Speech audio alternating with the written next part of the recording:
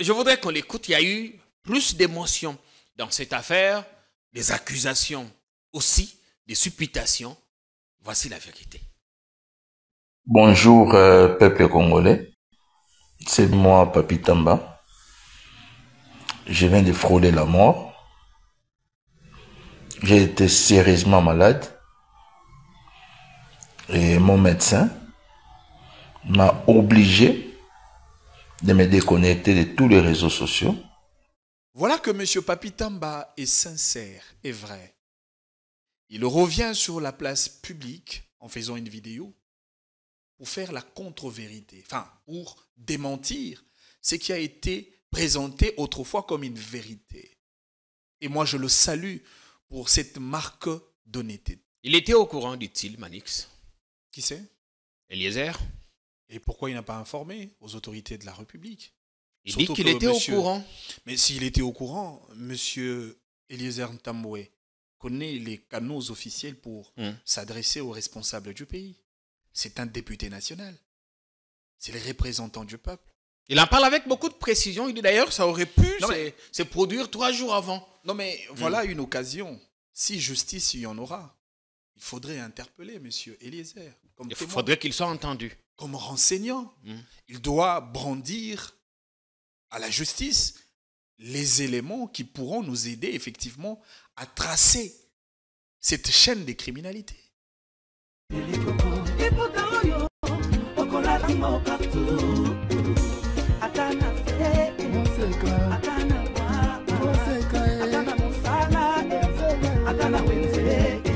À 3,5, 4,5 ou 5,5 $, le wax de Maman Moseka vous rend inoubliable.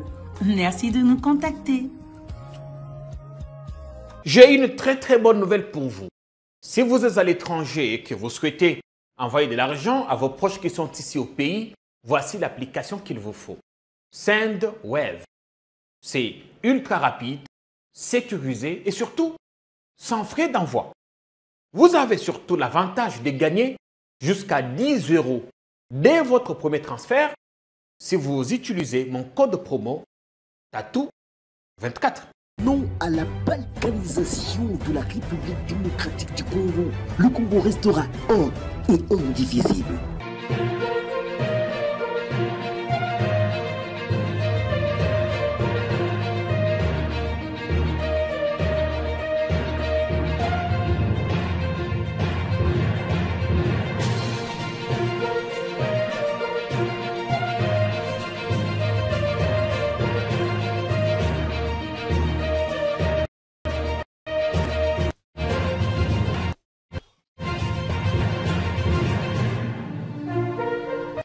Bienvenue sur Politiquement, la force du détail. Belle semaine à tous et à chacun. Une nouvelle semaine qui commence donc avec beaucoup d'actu à l'affiche. On y reviendra très largement ce matin. N'oubliez pas que chaque petit pas dans la vie compte. Et quand vous le pouvez, n'hésitez pas de commencer tout petit. Vous y arriverez. Ouais.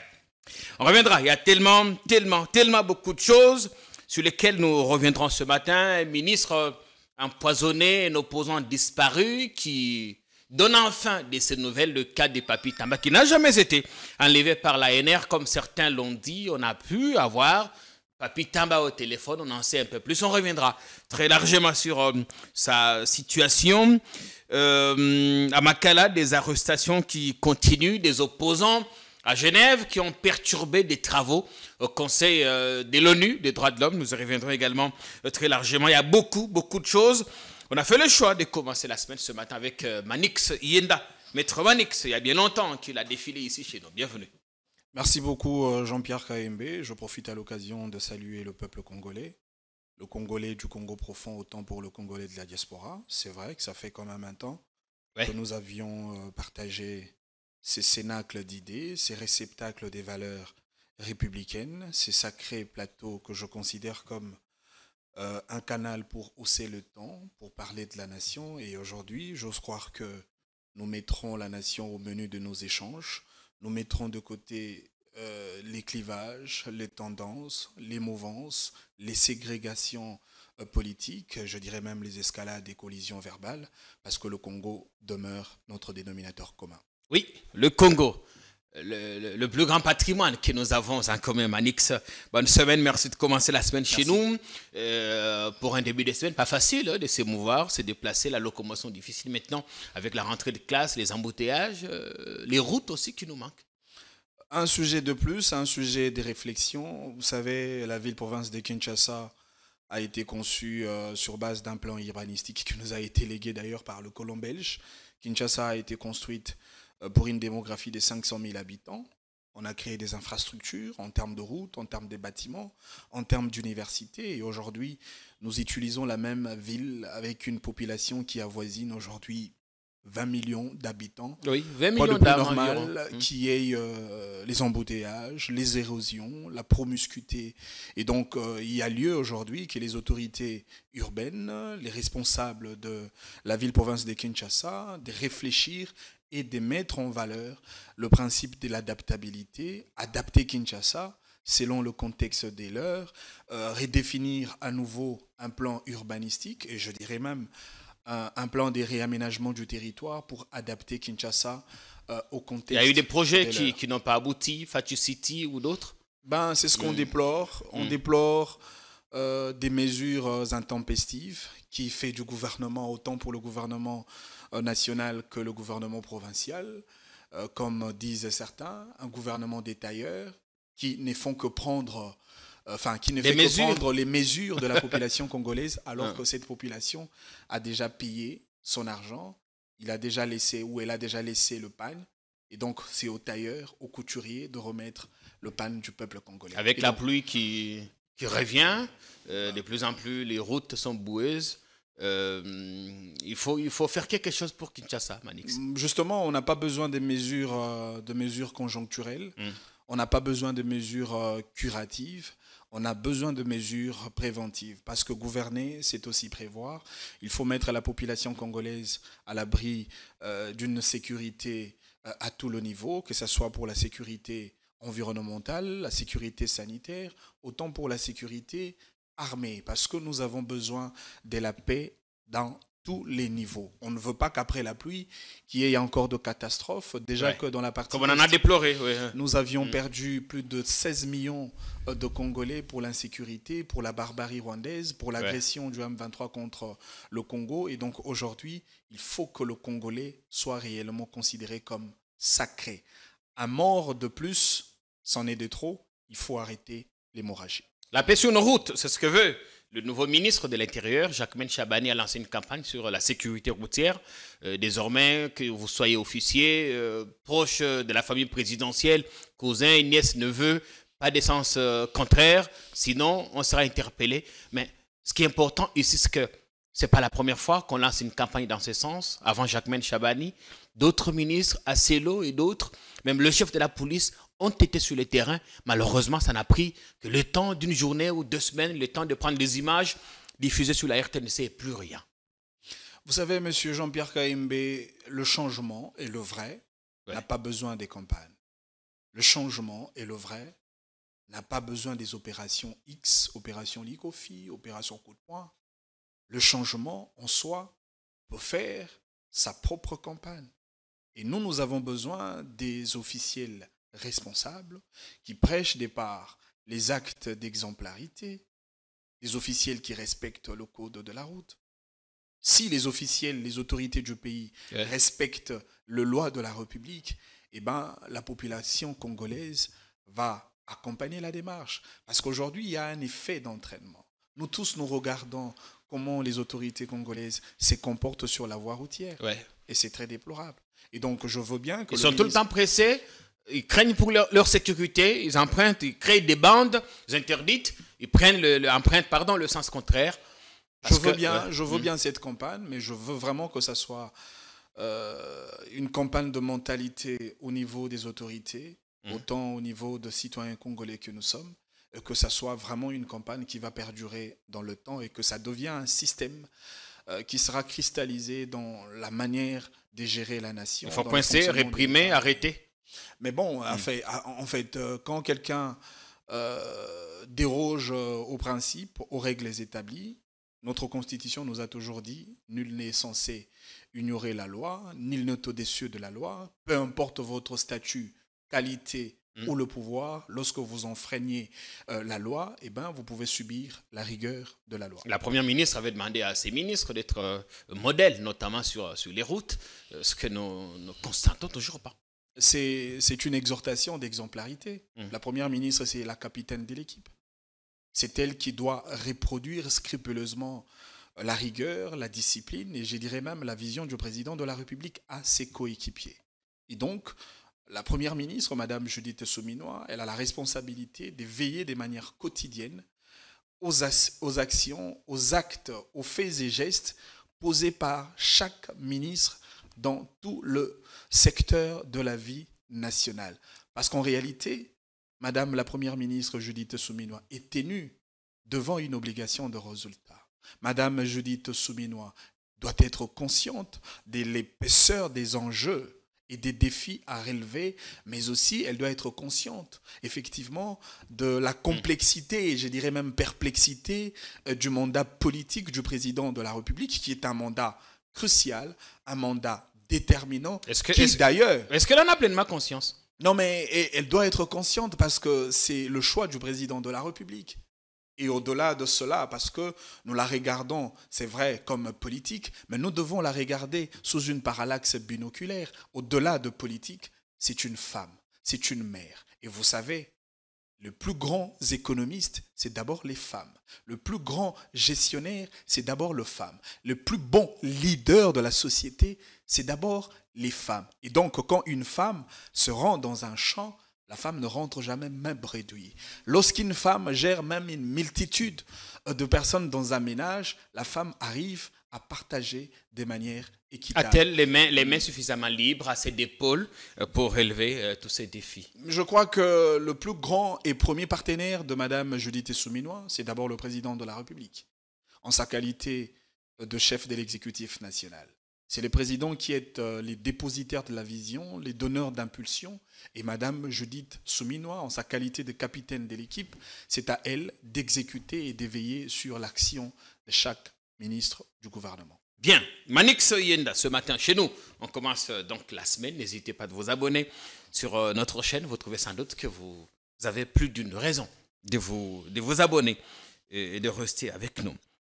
D'ailleurs, la Première ministre qui demande à ses ministres d'avoir une communication coordonnée, elle estimait que dans ce qu'on a qualifié de tentative d'évasion à la prison centrale de Makala, il n'y a pas eu une communication coordonnée, chacun y est allé de son grain de sel. Je pense que la communication ordonnée vaut son pesant d'or, parce qu'on parle du gouvernement. Oui. On parle de l'information officielle qui émane du gouvernement congolais. Qui veut dire gouvernement, veut dire coordination. Il faut qu'il y ait une communication homogène où chaque ministre, selon son secteur respectif, pourrait relayer. Et donc, la demande de Mme Judith Souminois est une demande légitime, c'est une demande d'organisation, de discipline, de coordination pour informer le peuple congolais de manière officielle. Et c'est là quand on voit le vice-ministre à la justice qui s'est donné un spectacle avec sa sortie largement décriée, parlant des 2 morts alors qu'il y en a eu bien plus, accusant les magistrats en l'absence de toute enquête, Constant Mutamba a embrayé sur les mêmes accusations, au point qu'on a vu des magistrats être reçus par la Première ministre et exprimer leur indignation.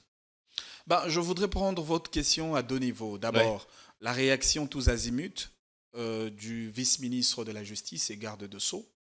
Je pense que le ministre devrait avoir un peu du temps, surtout que son titulaire n'était pas au pays, de réunir le service et d'étudier la question de manière minutieuse avant de dégager les conclusions officielles. Et ça a été très vite fait et ça crée des conséquences collatérales dans la quiétude nationale, dans le fonctionnement de l'appareil judiciaire, parce que le magistrat s'est senti touché au premier degré. Ça crée encore de la frustration sociale. Aujourd'hui, nous avons besoin de la paix sociale. Je l'ai dit, nous avons besoin de la paix à tous les niveaux. Même la paix au niveau de fonctionnement des institutions de la République qui doit se faire dans une collaboration nette. Mais après, il y a une situation de l'évasion. Est-ce que nous avions analysé minutieusement sur les causes de cette évasion? C'est vrai que les enquêtes sont encore pendantes, on attend les conclusions de l'enquête. Il y a eu d'autres arrestations hier soir. Quoi de plus normal le directeur de la prison, lui, est toujours porté disparu. Il se raconte qu'il se serait exilé en Europe.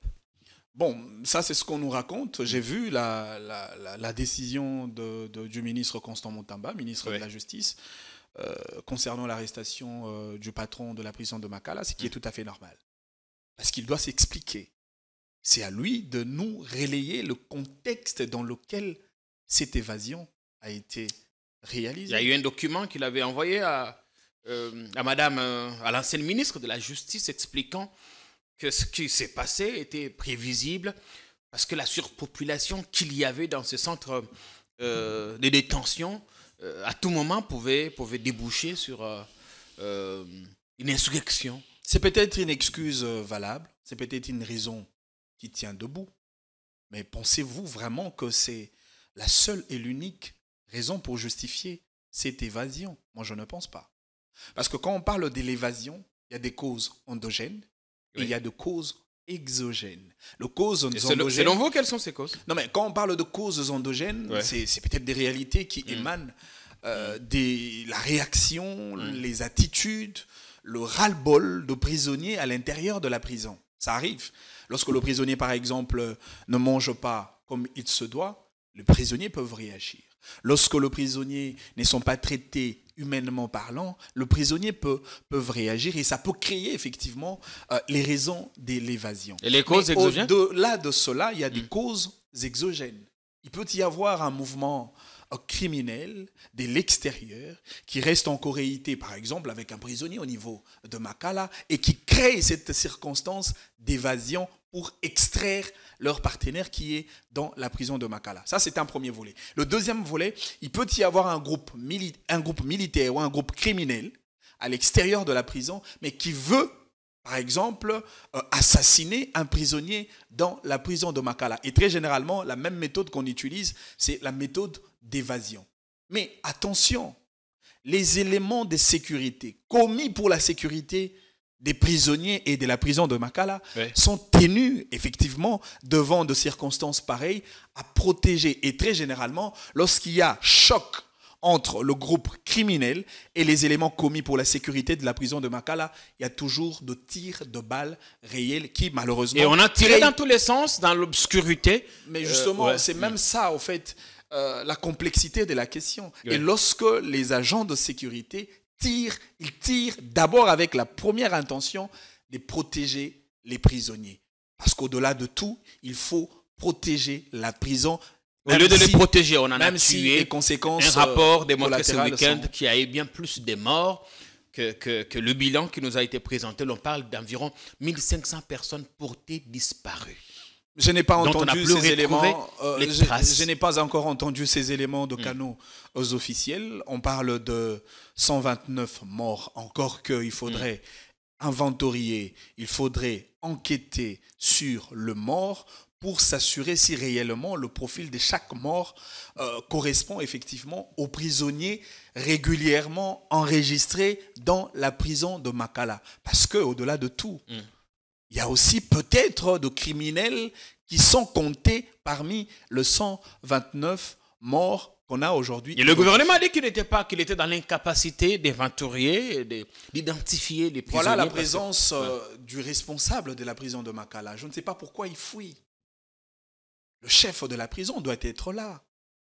C'est à lui de nous rendre le compte. C'est lui qui gère la prison de Makala. C'est lui qui sait identifier. C'est lui qui peut faire un véritable recensement des prisonniers. C'est lui qui peut nous dire tel est prisonnier et tel ne l'est pas. Ce carnage est à mettre à l'actif du régime. Vous appelez ça carnage? Moi, j'appelle ça un incident de sécurité.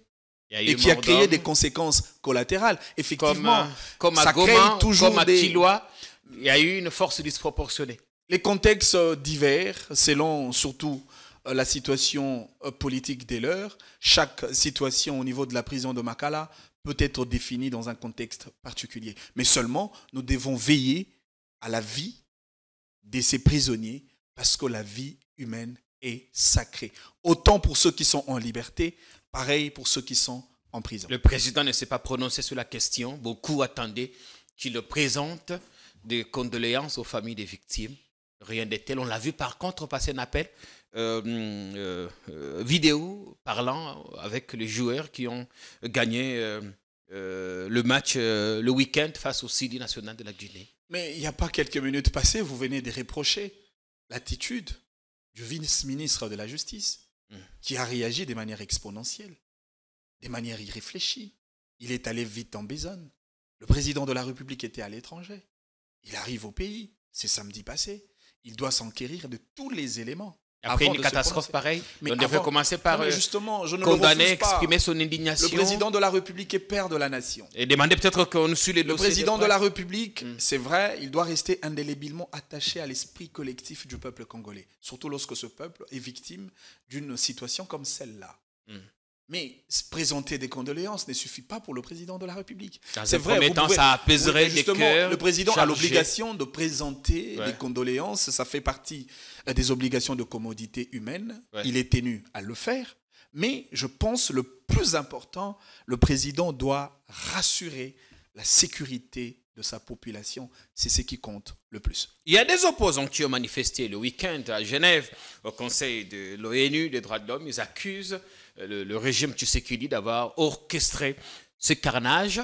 Mais on suivra notamment Jean-Claude Ovimba. Mais je voudrais qu'on suive d'abord un parlementaire. Il a dit Urbi et Orbi avoir été au courant de la préparation de cette évasion. Il dit avoir été au courant, il était informé. Question à 1 million. Qu'a-t-il fait pour épargner ou pour empêcher que cela n'arrive? Ce matin ou depuis le week-end, beaucoup disent tu dois être poursuivi pour complicité ou peut-être encore non-assistance à personne en danger. Enfin, je voudrais qu'on les suive. On reviendra avec Maître Yenda Manix pour la suite en espérant que vous passez un excellent moment de télé. Moi, j'ai dit au ministre que moi, j'étais au courant. Il y en a qui au courant. Il y a le 27 que les 30 euros. Et rataki les 30, il y a le premier. C'est quelque chose qu'on a commencé à organiser depuis le mois de mai. Malembe. Tambozo tuna ba Congolais, nini ele kachi kuna? Oh, toyokachi, kaka courant kei, 17h, oh, voilà, ils ont à 20h. Et si les tobaniko yokama, massa sezo beta. Est-ce que avant cela, Bino boyokachi atama kamumo kwa wate? Muto akondi mazate. Alors que moi j'étais en prison. Nalobi na, monsieur le ministre, nalobi monsieur le ministre, parce que Sabino, moi j'ai été dans cette prison. Place ordre à la Kalokola Awa et Zate. Les gens sont informés. Vous devez poser la question à l'administration. Le directeur de la prison est injoignable. Azomonanate. Tibo ba utiko suspendre ye. Yemoko azomonanate ba komi koluka ya koluka. Il était au courant, dit-il, Manix. Qui c'est? Eliezer.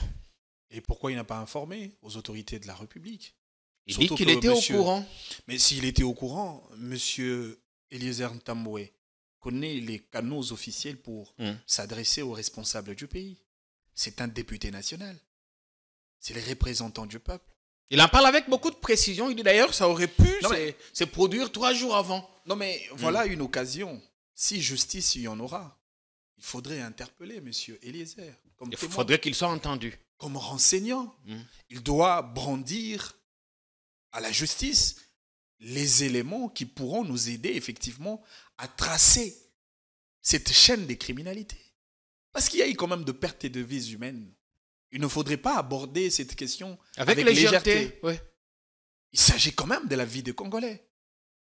Il ne faudrait pas non plus considérer cet événement comme une opportunité politique pour proférer des discours de propagande et des discours, je vais dire, des désorientations de l'opinion nationale.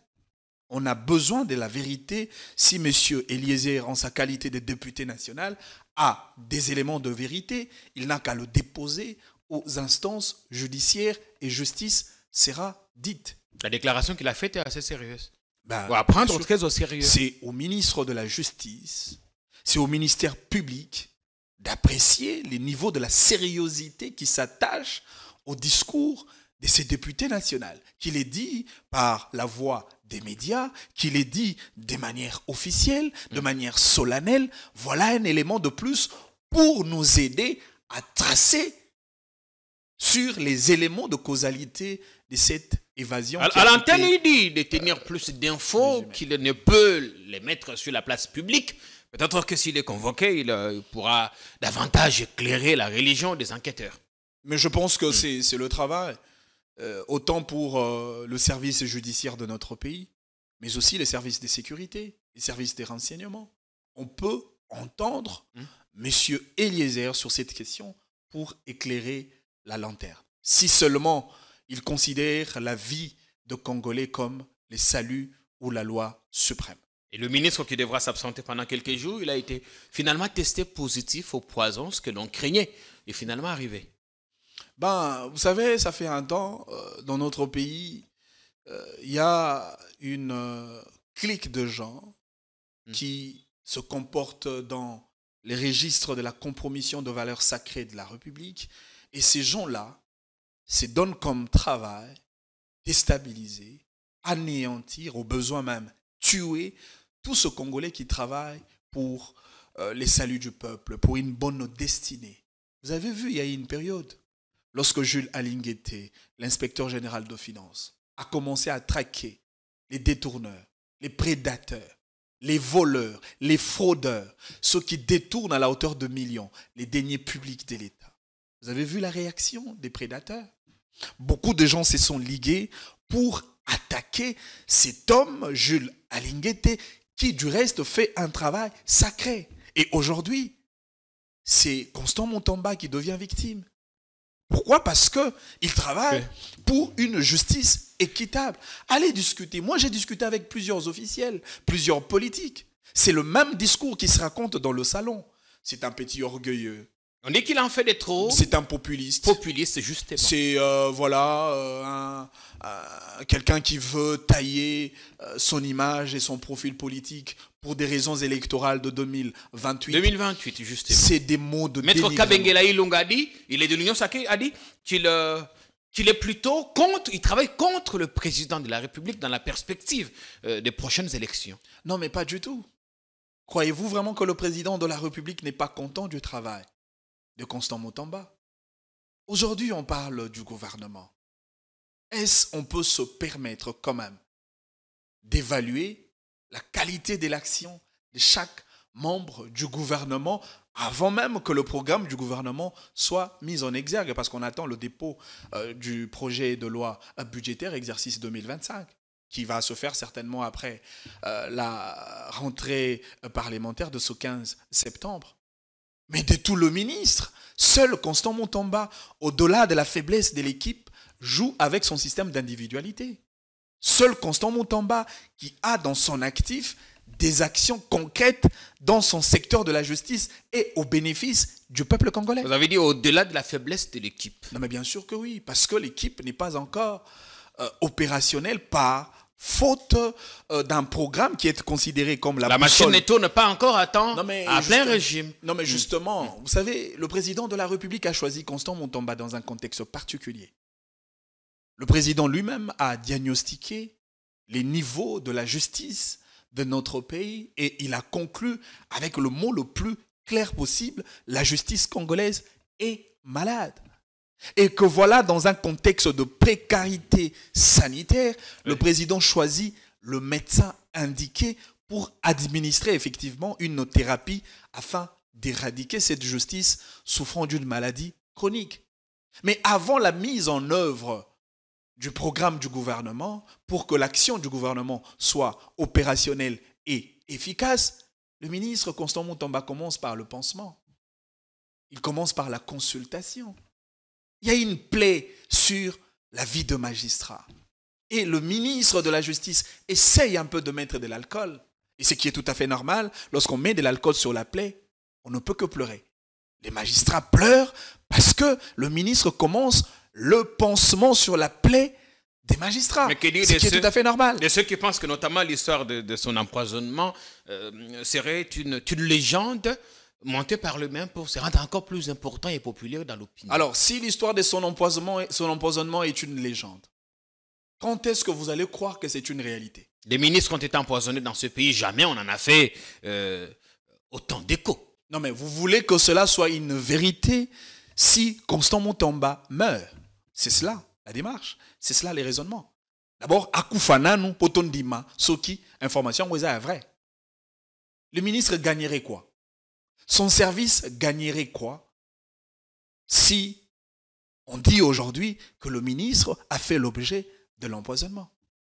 Vous savez, par moments, quand j'entends tout ça, moi, je suis animé, je vais dire, d'un sentiment de colère patriotique. D'autres vont très loin pour je ne dire peux que pas c'est qu'ils sont montés pour étouffer le carnage, ce qui s'est passé à Makala.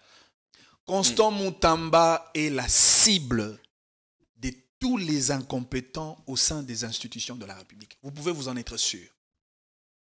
Constant Mutamba dérange les ministres qui ne travaillent pas pour aider le président de la République à réussir son deuxième mandat. Constant Mutamba devient un sujet des propos dénigrants, des propos désobligeants, simplement parce qu'il travaille, il est dynamique, il démontre son abnégation, son engagement et il est prêt à offrir sa vie pour le salut du peuple. Et pour ça, ça dérange les autres. Ça dérange les autres. Vous savez, Jean-Pierre KMB. Et pour terminer, moi je considère le Congo comme une équipe de football. Le président de la République n'est qu'entraîneur, le concepteur du jeu. C'est lui qui dit aux joueurs, faites-moi le 4-4-2, faites-moi le système défensif.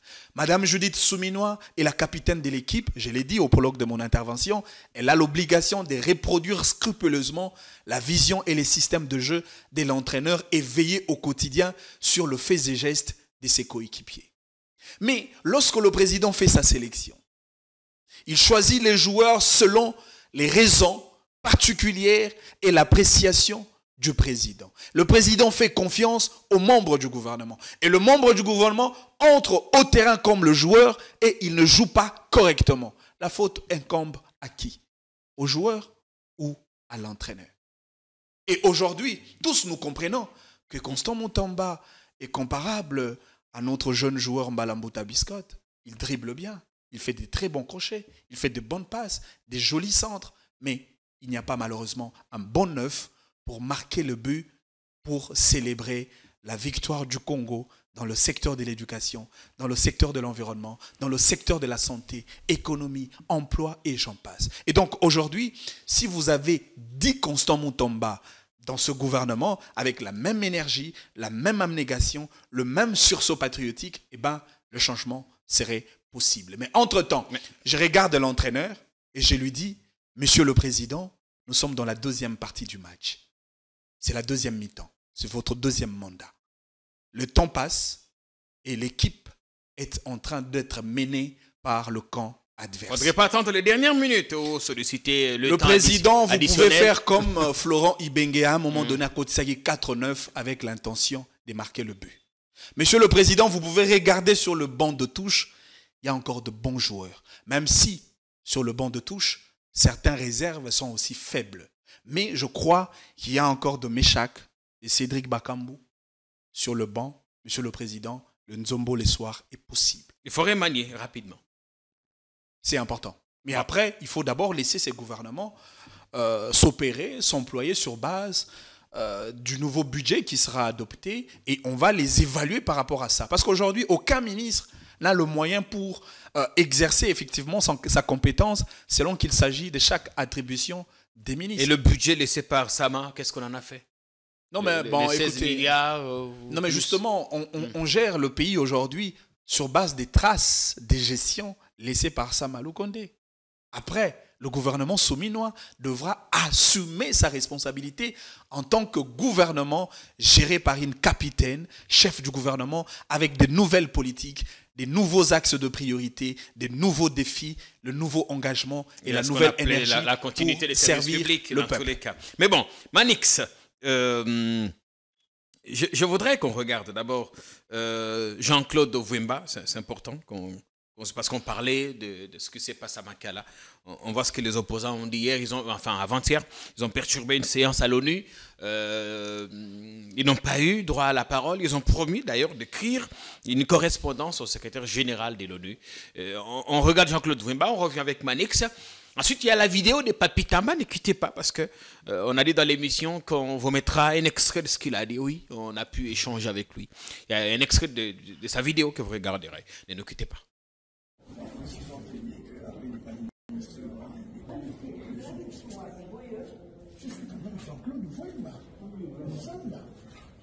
Pendant 18 ans, député national élu, député provincial élu, président de l'Assemblée provinciale du Congo central honoraire, parmi les leaders politiques du Congo. Comment voulez-vous que nous ne puissions rien à dire? Tout ce que le gouvernement a dit, ce n'est que du mensonge. Nous avons la première exemple, parce qu'ils sont en train de parler par rapport au dédommagement. Le gouvernement de M. Kabila avait demandé 13 milliards à l'Ouganda. Ils les ont fait rabattre jusqu'à 300 millions. Et sur les 300 millions, l'Ouganda a donné 165 millions, que jusqu'à ce jour, nous ne savons pas là où ça y est. Soyons sérieux. Avant que toute chose commence, souvenez-vous, qui a été la première personne à dire de faire un mur entre le Congo, le Rwanda, l'Ouganda et le Burundi? Mais c'est Jean-Claude Ovouemba, il y a 10 ans. Et Madame la ministre a demandé que le Burundi soit reçu par la justice. Mais le problème, c'est que avant tout d'abord d'attaquer tous ces pays-là par la justice, nous devons tout d'abord nous-mêmes savoir qu'est-ce que nous voulons. Pourquoi jusqu'à ce jour, nos frontières avec l'Ouganda, le Rwanda, le Burundi sont toujours poreuses? M. Tshilombo n'a même pas le courage de rompre les relations diplomatiques avec le Rwanda. Dès lors qu'il insulte à chacune de ses sorties M. Kagame, pourquoi il n'a pas le courage de rompre les relations diplomatiques? Donc ça, ce sont des jeux les jeux de copains et de coquins. Nous ne pourrons pas l'accepter. Vous vous rendez compte que tout ce qui vient de se passer à la prison centrale de Makala, ça fait partie du droit de droit humain. Est-ce que la vice-ministre en a fait écho? En a pas. Il y a un autre extrait dans lequel Jean-Claude Ovouemba, je crois, c'était lui ou Franck Diongo qui commentait le carnage. Mais un mot rapidement sur ce qu'il a dit. On n'a que les insultes pour Kagame, mais on n'est pas à mesure de couper officiellement les relations diplomatiques avec le Rwanda. C'est le propos d'un opposant, moi ça ne m'étonne pas. L'extrémité de l'opposition, c'est l'extrémité toxique. C'est une extrémité de compromission aux valeurs sacrées. Il y a des opposants pour s'opposer au M. Tshisekedi. Dans ce qu'il dit, n'y a-t-il pas une partie de la vérité? Est-ce que M. Jean-Claude Ovouemba peut être conscient du niveau de l'apport, de l'implication du président de la République sur cette question de la sécurité? Il n'a pas nié ça. Il dit mais oui, malheureusement, bon, il fait, à quoi ça nous sert? À quoi ça nous sert de caricaturer le Rwanda et son président en longueur de journée sans couper de façon formelle les relations diplomatiques, fermer l'ambassade qui est toujours ouverte jusqu'au moment où nous tournons. Est-ce qu'il y a un acteur politique au sein du microcosme politique national qui reste engagé sans relâche au sujet du Rwanda contre le Congo, si ce n'est pas le président de la République? Dénoncer ne suffit pas, Manix. Non, mais est-ce qu'il y a quelqu'un qui ne cesse de prendre de mesures et qui ne cesse d'envisager la possibilité de la paix dans la partie Est, si ce n'est pas le président Tshisekedi? Vous avez dit qu'on n'a pas besoin de tailleurs pour envisager que des mesures, il faut passer à l'acte. Le président de la République est celui qui détient la réalité sécuritaire de ce pays, au-delà de l'entendement d'un opposant, Franck Diongo, Jean-Claude Ovouemba. Il y a des méandres, il y a des paramètres d'ordre diplomatique que M. Ovouemba ne maîtrise pas, malheureusement. Parce que dans cette question... Qui font que l'on garde toujours l'ambassade du Rwanda. Vous devez savoir que dans la guerre qui existe entre le Rwanda et la RDC, c'est le peuple africain qui en pâtisse. Le peuple congolais, le peuple rwandais. Pensez-vous vraiment que le peuple rwandais est constant ou est assez, assez content de voir les politiques de M. Kagame contre la RDC? Je ne pense pas. C'est-à-dire, à un certain moment, en tant que chef de l'État, il y a la vie sacrée de peuples africains qu'il faudrait préserver, même si on est dans un contexte de conflit. Il est vrai, nous avons besoin d'une rupture diplomatique. Mais pensez-vous vraiment que le front diplomatique n'a pas été lancé? Et vous pensez que le front diplomatique se ferait toujours de manière directe vis-à-vis du Rwanda? Il y a ce qu'on appelle du management diplomatique. Il y a ce qu'on appelle la diplomatie des sécurités et défense. Il y a ce qu'on appelle les stratégies diplomatiques diligentées par le président de la République, mais qui ne passent pas par les circuits du Rwanda, mais qui passent par les décideurs qui déposent l'impulsion sur le Rwanda et que le Rwanda exécute. Fermer l'ambassade serait un signal fort, même si nous ne sommes pas nous-mêmes. Mais l'ambassade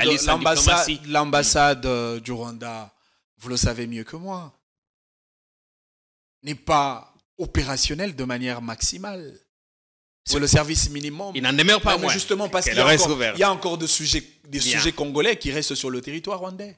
Et qu'est-ce qu'on ferait de ces sujets? Qu'est-ce qu'on ferait de nos peuples qui vivent encore? On n'a pas dit qu'on expulse les Rwandais qui sont ici. Mais si on ferme l'ambassade. S'il y a de Rwandais au Congo et qu'il y a de Congo au Rwanda, ça veut tout simplement dire de manière factuelle, les relations diplomatiques de fait existent.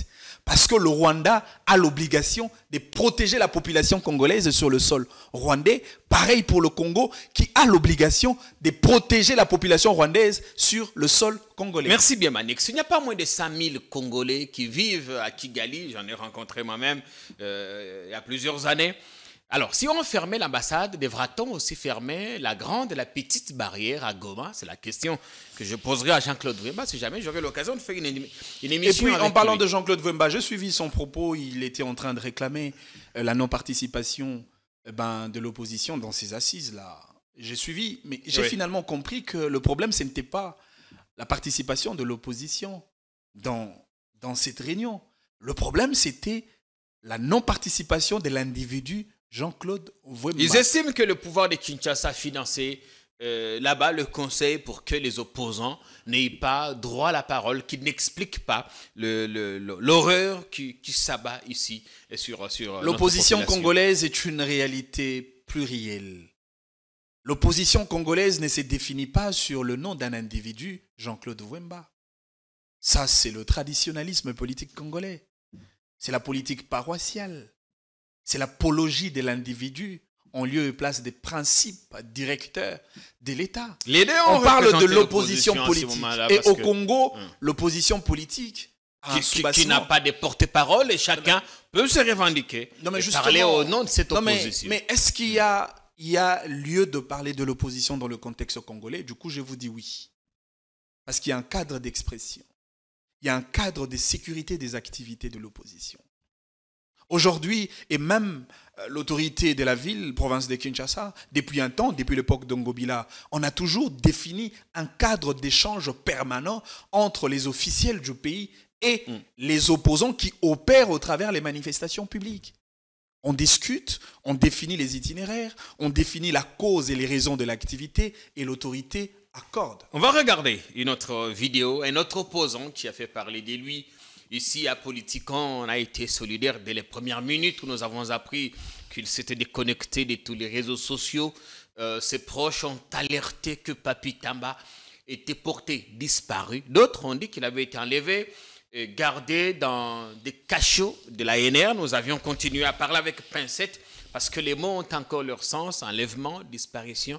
Enfin, ce n'est pas toujours aussi la même chose. Alors, Papi Tamba qui refait surface, qui fait une vidéo. Il dit lui-même qu'il n'a, sans le dire, il n'a jamais été enlevé. Il était plutôt en soins. Il a suivi les consignes de son médecin Il devait se déconnecter de tous ces réseaux. C'est ce qui s'est passé. Ceux qui ont suivi la première vidéo que j'ai faite, j'avais bien précisé que je n'avais pas pu joindre sa famille. Je me suis contenté, je m'étais contenté à l'époque de son proche, enfin, son secrétaire particulier qui n'avait pas non plus de ses nouvelles. Je voudrais qu'on l'écoute. Il y a eu plus d'émotions dans cette affaire, des accusations aussi, des supputations. Voici la vérité. Bonjour peuple congolais, c'est moi Papi Tamba. Je viens de frôler la mort. J'ai été sérieusement malade et mon médecin m'a obligé de me déconnecter de tous les réseaux sociaux.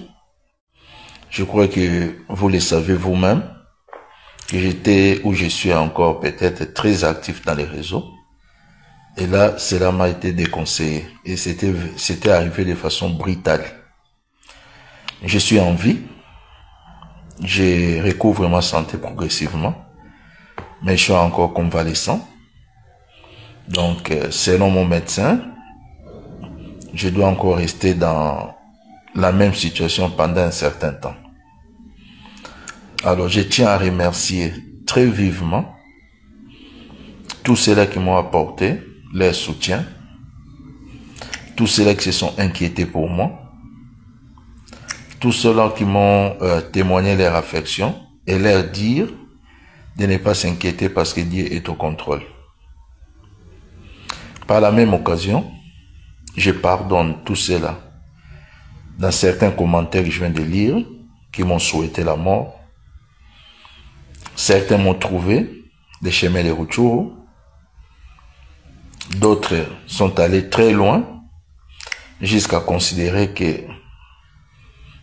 des activités que je mène plutôt au sein de mes équipes de football et même des différents tournois que je coordonne, que c'est un cadre pour faire des recrutements, je ne sais pas de qui et pourquoi. Que Dieu les pardonne et à eux, je souhaite l'éternité. Je suis chrétien et je ne suis pas rancunier. Sachez tout simplement que je suis en vie. Mon combat politique, je l'ai toujours mené avec abnégation et loyauté. Mais en même temps, je n'ai jamais diffamé qui que ce soit.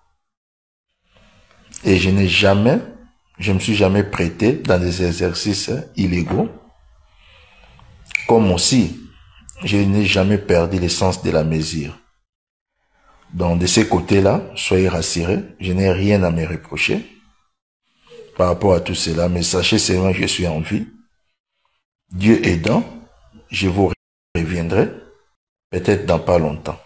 Merci beaucoup et que Dieu bénisse infiniment. Je dis bien. Alors, faudra-t-il dire plus de peur que des mal, Manix?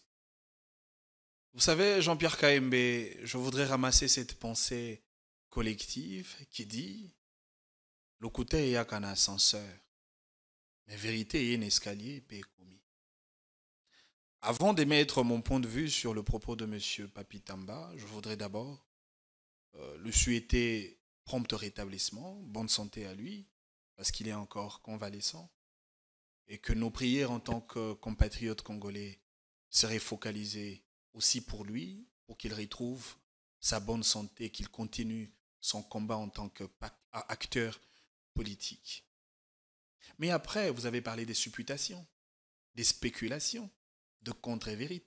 Mais qui l'ont fait?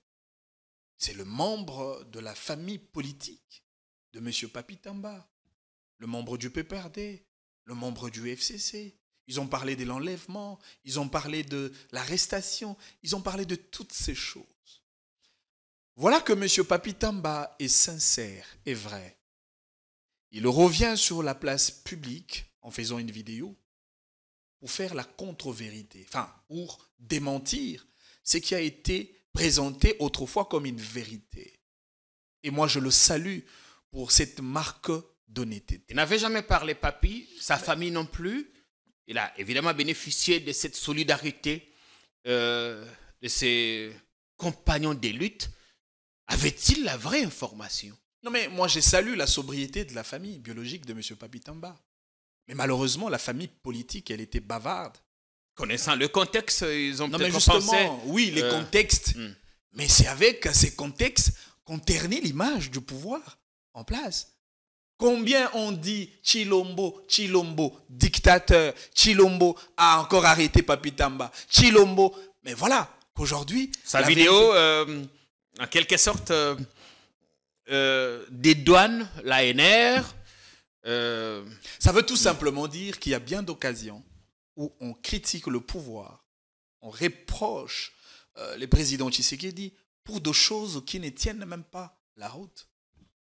Est-ce que ces gens-là peuvent avoir le même courage que Papi Tamba de passer à la télévision et de dire « Ben, M. Tshisekedi, excusez-nous, l'ANR, excusez-nous, parce que nous avons orienté notre discours dans le mensonge, que voilà, la vérité réapparaît aujourd'hui. » Nous sommes politiques, nous devons être guidés par le bon sens, l'éthique, la moralité et surtout le sens de la vérité. J'ai beaucoup aimé un élément que M. Papi Tamba a utilisé.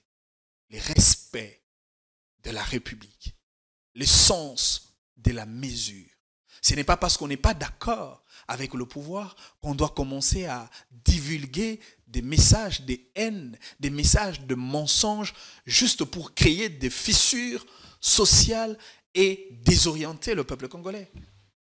J'ai dit au début de cette émission, au-delà de nos clivages, de nos tendances, et même des mouvances idéologiques, le Congo demeure notre dénominateur commun. Papi, nos voeux de prompt rétablissement.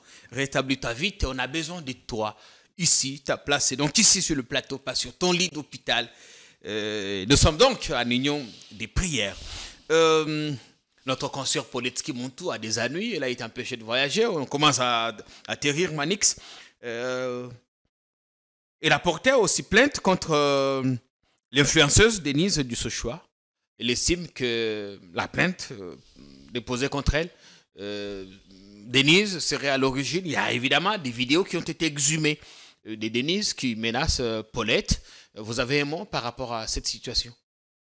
Je n'admettrai jamais dans une démocratie de qualité des propos injuriés, des propos de menaces, des propos de haine tribale. Ça, ce n'est pas ça la démocratie. On n'est plus dans un état de jungle.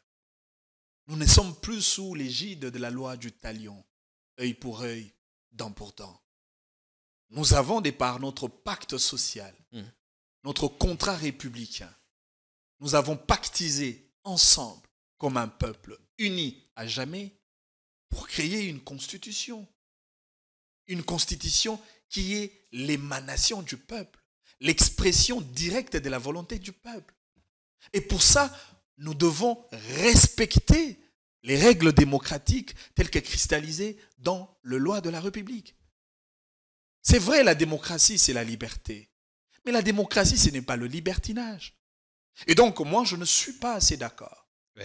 Que ce soit pour Denise Dussochoa, que ce soit pour Paulette Montou. Vous savez, à un certain moment, lorsqu'on atteint un certain âge, il faut mettre de côté les militantismes. Lorsqu'on atteint un certain âge, après avoir taillé l'image, le nom, on est tenu devant une responsabilité eu égard à nos actes posés. Aujourd'hui, nous avons un âge plus que Patrice Emery Lumumba pendant qu'il était le Premier ministre de la République. Nous sommes plus âgés que Joseph Kabila lorsqu'il a détenu le bâton de commandement de la République en tant que président de ces pays. Nous avons l'âge d'assumer des responsabilités et aujourd'hui, nous avons l'âge de léguer un héritage à la génération future. Nous avons un âge de prêcher par le comportement d'exemplarité. Nous avons un âge de divulguer les bonnes valeurs, les valeurs républicaines, les valeurs patriotiques, les valeurs de l'unité, de convivialité, de fraternité et de solidarité nationale. Et non les valeurs du tribalisme. Et non les népotismes, les clanismes, les clientélismes. Ouais. Non mais aujourd'hui on est sous les effets de la particratie. Parce qu'on appartient à un camp politique, l'on veut à tout prix détruire les autres. Est-ce qu'aujourd'hui on peut vraiment parler d'une guerre sociologique entre le Congolais? le Congo et les Congolais resteront unis et indivisibles. Les politiques qui n'ont pas des offres politiques de qualité, ils s'accrochent à des discours ethnico-tribaux. J'aimerais bien entendre Paulette Kimuntu sur la question de l'économie. Denise Dichochoa sur la question de l'environnement. Qu'est-ce qu'il propose à la République en termes de paradigme de gestion pour aider ces pays à aller de l'avant? Notre hymne national nous a donné le devoir de bâtir un Congo plus beau qu'avant. Au lieu de se comporter comme des kamikazes de la République, soyons plutôt des bâtisseurs où chacun apportera sa brique de construction pour bâtir un Congo fort et prospère. Je le considère comme des irresponsables de ces pays. Vous suivez la polémique entre Sango Mokonzi et les TikTokers? Vous êtes également sur TikTok? Bah ouais, merci. Ouais, je suis sur Maria TikTok. Toumba et tout ça, ça va dans tous les sens. Hein. Je ne le conseille pas. Ça fait partie des ratés de la démocratie que je viens de décrire tout à l'heure. Ouais. Dans la démocratie, il y a le respect. Dans la démocratie, il y a l'harmonie sociale. Dans la démocratie, il y a la dignité. Dans la démocratie, il y a le sens de l'éthique, le bon sens, la moralité. Tout acte, tout propos d'un acteur ou d'un homme ou femme de médias qui dérangerait le mœurs congolaise, ces comportements peuvent être considérés comme des comportements antidémocratiques et nous le décrions. Ce n'est pas mon registre, je suis un homme politique, j'ai souscrit pour un profil d'homme d'État et donc je ne peux pas faire l'apologie des actes qui ne cadrent pas avec les valeurs de la République. Merci Manix. C'est à moi de vous dire merci. Bonne semaine. Jean-Pierre Kayembe qui fait dignement un travail. Vous savez, permettez-moi de vous le dire. Allez-y. Nous connaissons de journalistes tendancieux dans ce pays. Nous connaissons de journalistes qui portent sur leur veste des décorations politiques. S'il a une appartenance auprès du pouvoir, il n'inviterait jamais les politiques de l'opposition.